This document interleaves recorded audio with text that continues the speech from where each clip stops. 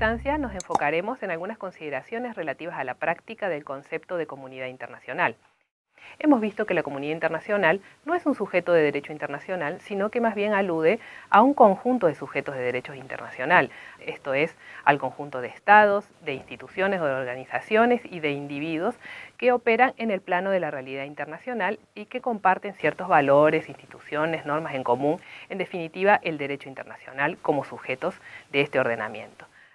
Pero ¿cómo funciona en la práctica la comunidad internacional? Es decir, cuando decimos que la comunidad internacional está a favor de una determinada cuestión o que se opone a una determinada situación o conflicto, ¿qué es lo que ocurre en realidad?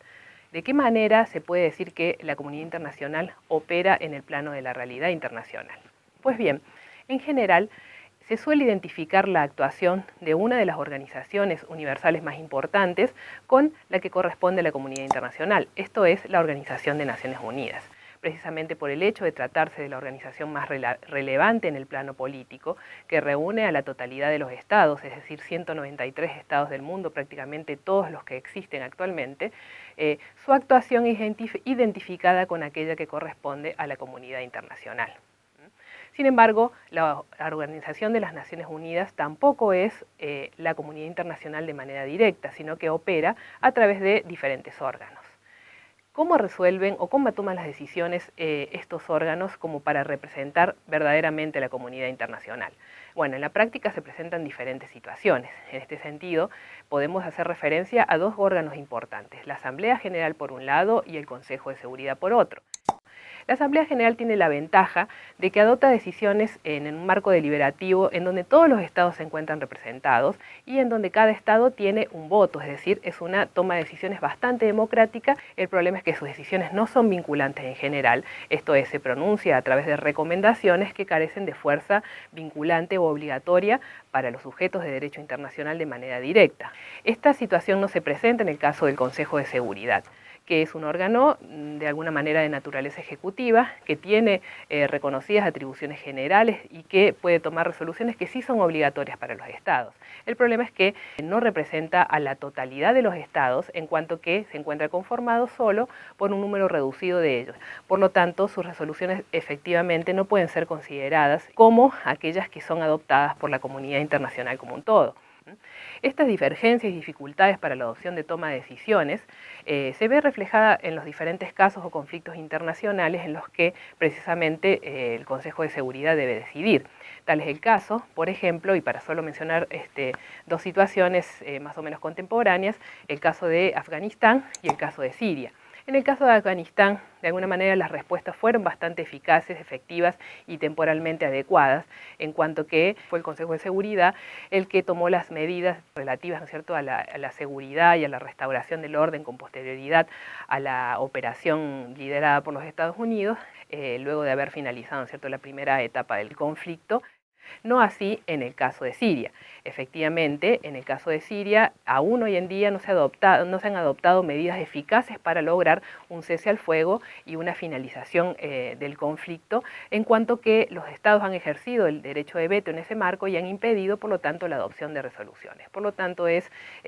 por lo menos cuestionable el accionar en este sentido del Consejo de Seguridad y nos podemos preguntar si realmente representa o no a la comunidad internacional.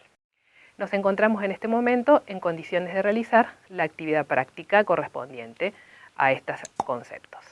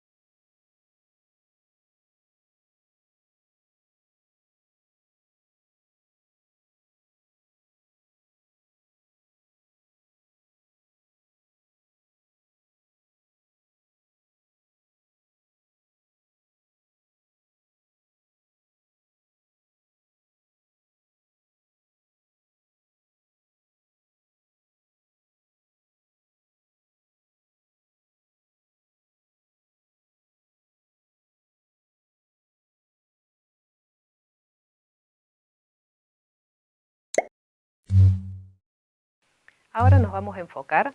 en las diferentes etapas que se verifican en el marco de la celebración de un tratado internacional. Como sabemos, el tratado internacional es un acuerdo de voluntades entre sujetos de derecho internacional destinado a crear, modificar o extinguir obligaciones internacionales.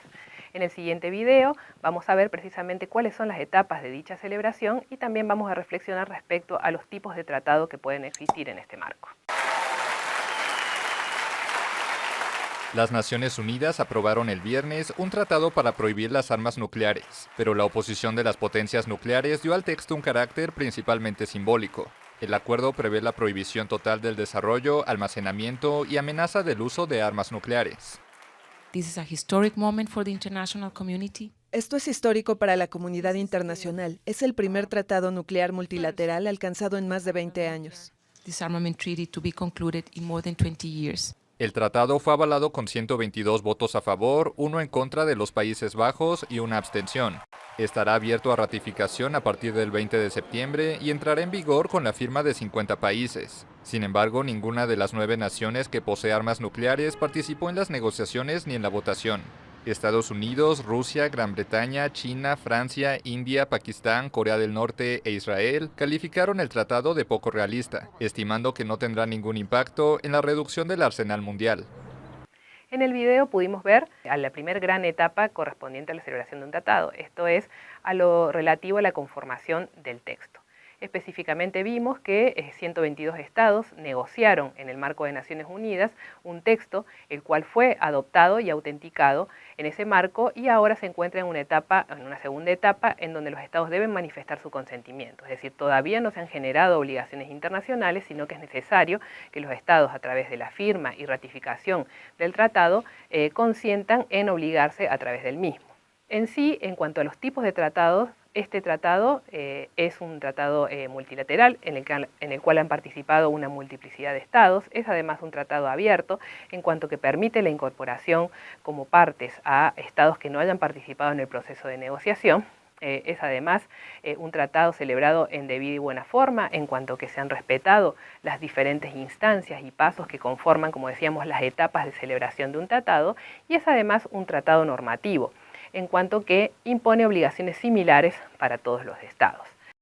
Tengamos en cuenta en este sentido y respecto a la posibilidad de establecer normas obligatorias para el resto de los estados que no han participado en su negociación, que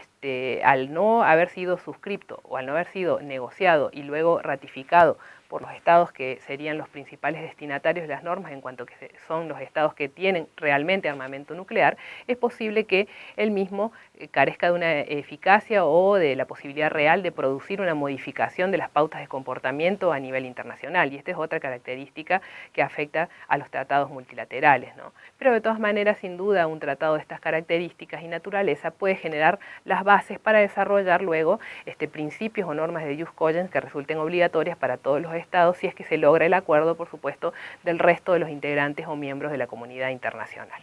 Ahora nos encontramos en condiciones, por lo tanto, de pasar a realizar la actividad práctica correspondiente a estos conceptos.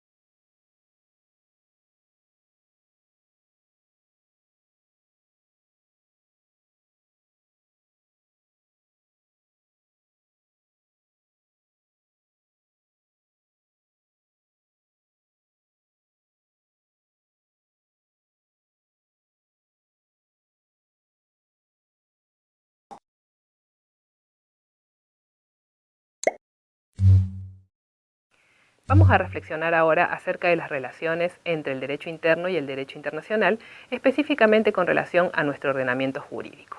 Como sabemos, en el artículo 75, inciso 22 de la Constitución Nacional, se le otorga rango constitucional a ciertos tratados o convenciones de derechos humanos, entre los cuales se encuentra el Pacto de San José de Costa Rica o la Convención Americana de Derechos Humanos. En el marco de esa convención, precisamente, se le otorga a la Corte Interamericana de Derechos Humanos la competencia para juzgar y resolver todos los casos que se le presenten relativos precisamente a la aplicación de dicha convención. Ahora, ¿qué sucede cuando existen interpretaciones divergentes entre un órgano de derecho interno, es decir, un órgano judicial doméstico, y la Corte Interamericana de Derechos Humanos? ¿Cuál es la interpretación que debe primar o cómo se resuelve esta disputa? En sí, la Corte Suprema de Justicia de la Nación ha venido fallando sistemáticamente a través de diferentes sentencias, tales como los casos Expósitos y Mohamed, solo para mencionar algunos, de una manera bastante uniforme, reconociendo a la Corte Interamericana de Derechos Humanos su rol precisamente de intérprete máximo relativo a la Convención y, por lo tanto, reconociéndole a sus sentencias una autoridad que se impone incluso respecto a la misma Corte Suprema de Justicia de la Nación. Ahora bien, el 14 de febrero del 2017, la Corte Suprema de Justicia de la Nación emite una resolución en donde pone en duda las resoluciones o las sentencias de la Corte Interamericana de Derechos Humanos al pronunciarse en este sentido y señalar que la Corte Interamericana no puede revocar sentencias del máximo tribunal, esto es, de la Corte Suprema. Esta situación se presenta a raíz de un caso, Fontevecchia y otros, contra el Estado argentino, en donde la Corte Suprema había condenado a unos periodistas en el año 2001, considerando que habían realizado una serie de publicaciones que eran contrarias a derecho. Específicamente, el caso es llevado con posterioridad a las instancias internacionales por estos periodistas, hasta llegar en el año 2011 a una sentencia por parte de la Corte Interamericana en la que la misma ordena a anular el fallo en el cual habían sido condenados los periodistas, precisamente por considerar que ese fallo era violatorio del derecho de libertad de expresión que había sido consagrado por la Convención de Derechos Humanos, la Convención Americana o Pacto de San José. La Corte Suprema, precisamente en el 2017, lo que hace es negarse a producir una anulación de este fallo, basándose en dos fundamentos esenciales. En primer lugar, que el texto de la Convención específicamente no le atribuye facultades a la Corte Interamericana para ordenar la revocación de sentencias nacionales. Y el segundo fundamento es que revocar su propia sentencia en realidad lo que haría sería negar el carácter de órgano supremo del Poder Judicial argentino y sustituirlo así por un tribunal internacional en clara violación a lo establecido en los artículos 27 y 108 de la Constitución Nacional. Sin duda, esto implica un cambio de la Corte Suprema e introduce cierta incertidumbre respecto a la suerte del sistema interamericano y a la relación, por lo tanto, entre el derecho interno y el derecho internacional. Por lo tanto, esta resolución ha sido duramente criticada por la doctrina en general internacionalista, sobre todo porque se considera que está basada en una interpretación del texto de la Convención que no es la que se ha venido sosteniendo hasta entonces, y además no se está erigiendo en este sentido la Corte Interamericana como una cuarta instancia, sino simplemente se le está reconociendo la facultad de ser la última intérprete o la intérprete definitiva relativa a los derechos de la Convención. De todas maneras, y como para morigerar la situación, luego, con posterioridad en diciembre del 2017, la Corte Suprema de Justicia de la Nación, ante un pedido de la misma Corte Interamericana, realizó una anotación en la publicación de la sentencia, en la cual se considera entonces que, si bien no se puede dar cumplimiento a la sentencia de una manera directa a través de una anulación de una sentencia firme, sí por lo menos se deja sentado de que esa sentencia en cuestión resulta contraria a lo establecido por la Convención o el Pacto de San José de Costa Rica en este caso. Vamos por eso ahora, con estos conocimientos, a realizar la actividad práctica correspondiente.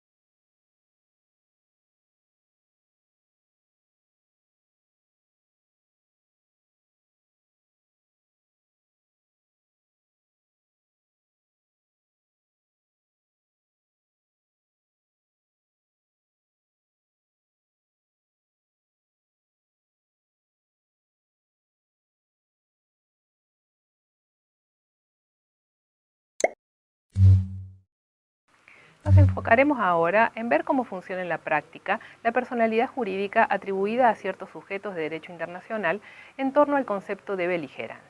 Como sabemos, en situaciones de beligerancia se le reconoce a grupos armados, a movimientos de liberación nacional y a las comunidades beligerantes un grado de personalidad que permite la adquisición de obligaciones y derechos en el plano internacional por el tiempo que dura el reconocimiento de esta situación de beligerancia. Vamos a ver el siguiente video en donde precisamente se discute el otorgamiento de un reconocimiento de personalidad jurídica a una organización insurgente como las FARC y el ELN en el marco del conflicto colombiano. Ante la pérdida de apoyo político y diplomático en el exterior, las FARC parecen estar obsesionadas por recuperar el estatus de beligerancia. Implica que se reconoce a un grupo armado el derecho a hacer la guerra, la legitimidad de su causa.